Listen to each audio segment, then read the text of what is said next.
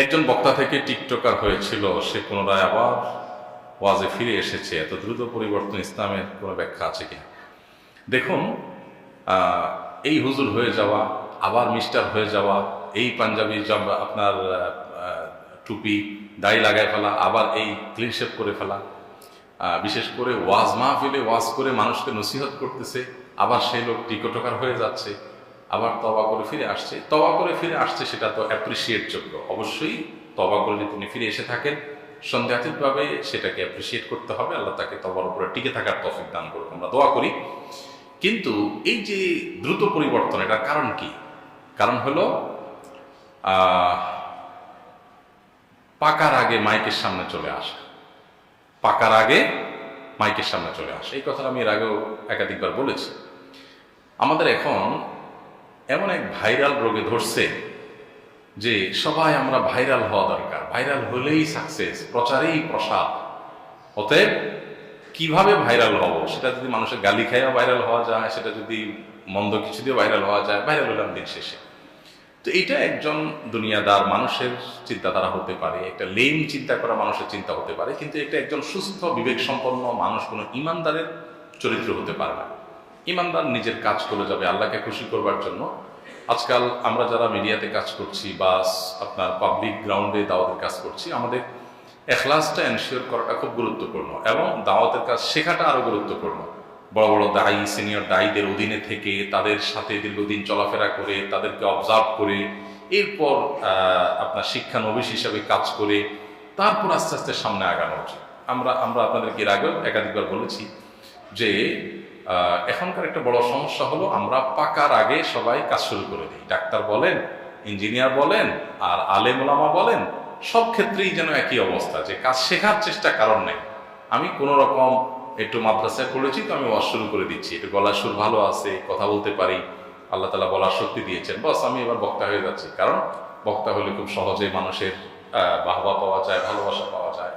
আল্লাহ মাফ করুন, এই মানসিকতা আমাদের পরিহার করা উচিত। যারা তরুণ উদীয়মান আছেন, মাদ্রাসায় পড়ছেন বা পড়বেন, দাওয়াতি ফিল্ডে কাজ করবেন, তাদের প্রতি আমার উদাত্ত আহ্বান। এমনকি যারা জেনারেল ব্যাকগ্রাউন্ড থেকে এসে দাওয়াতি কাজ করছেন, তাদেরকে আমরা বলতে চাই, প্লিজ এক বা একাধিক বিদগ্ধ, সিনিয়র, বিচক্ষণ, আল্লাহভীরু, নিষ্ঠাবান আলেমের সাথে সান্নিধ্যে থেকে দাওয়াতি কাজ শিখবেন এবং পরামর্শ করে করে আগাবেন, এবং একাধিক ব্যক্তি আপনাকে মনিটর করে ভুলগুলো ধরায় দেওয়ার জন্য লোক রাখবেন, সম্ভব হলে একাধিক উপদেষ্টা নিয়োগ দিবেন।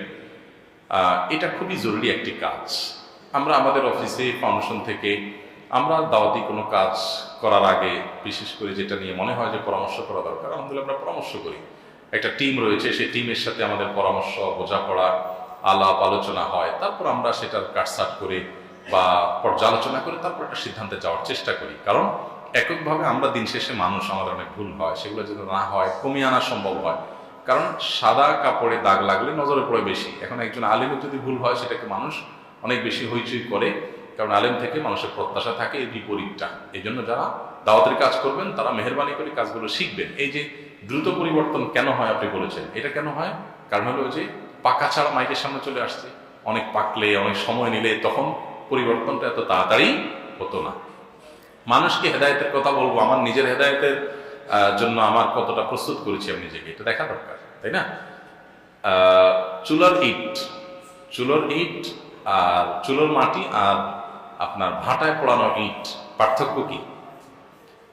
চুলোর মধ্যে, মাটির চুলোতে যে মাটি থাকে না চুলোর ভেতরে, এগুলো আগুনের মধ্যে থাকে একদিন দুদিন না, 2 বছর, 5 বছর, 10 বছর মা চাচিরা ওই চুলো রান্না করছে। তো সেখানে কিন্তু কাঠের আগুনে পুড়ছে এই মাটিটা, বছরকে বছর পুড়ছে, 8, 10, 20 বছরও পুড়ছে, তাই না? এরকম পুরাতন চুলাতে। এরপরে এটা ইটের কালার হয়ে যায়, কিন্তু চুলার একদম ভেতরের এই মাটিগুলো কিসের কালার হয়? ইটের কালার হয়। কালার ইটের হয়, কিন্তু শক্ত কিন্তু ইটের মতো কোনোদিনই হয় না। এটা মাটি, ওই মাটি পানিতে ফেলবেন গলে যাবে, একটু জোরে ফেলবেন দেখবেন ভেঙে গেছে, তাই না?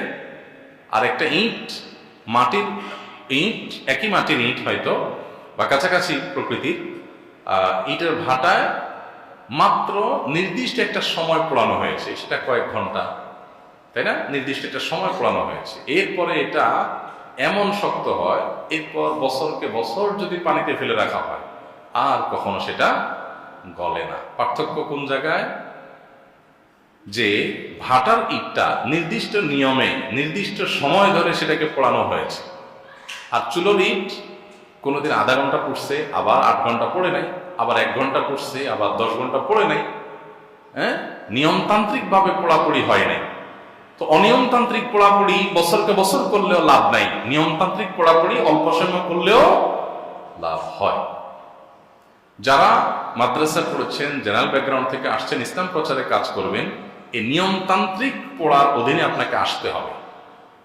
সিনিয়রদের অধীনে একটা পিরিয়ড পার করে শিখে তারপরে আপনি ইট হয়ে তারপরে যাবেন, তাহলে আপনারা পরিবর্তন এত সহজে হবে না।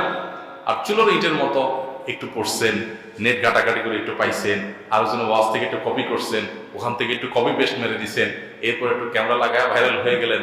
তো এরকম ওই চুলোর ইট হবেন, আজকে একরকম কালকে একরকম, আজকে হিরো হয়ে যাবেন কালকে জিরো হয়ে যাবেন, আজকে অনেকে বাহাবা দিবে কালকে মানুষ গালিগালাজ করবে, আজকে খুব মনে হবে অনেক কিছু করে ফেলছি, কালকে দূর তাহলে টিকটকারি হয়ে যায়। তো এগুলো কেন হয়? কারণ ওই যে নিজেদেরকে আমরা এটা একটা বড় ধরনের ব্যাধি আমাদের সমাজে, যে আমরা কেউ আসলে পাকতে রাজি না, এবং কেউ একটু সময় নিতে রাজি না। আমি শিখি, একটু সময় নেই, একটু অভিজ্ঞতা সঞ্চয় করি, এটা আমরা করতে রাজি না। সবাই আগে আগে ভাইরাল হয়ে যেতে চাই। কিভাবে ভাইরাল হয়ে যায়? আল্লাহ তাআলা এই রোগ থেকে আমাকে আপনাকে আমাদের সবাইকে ভালো থাকার তৌফিক দান করুন।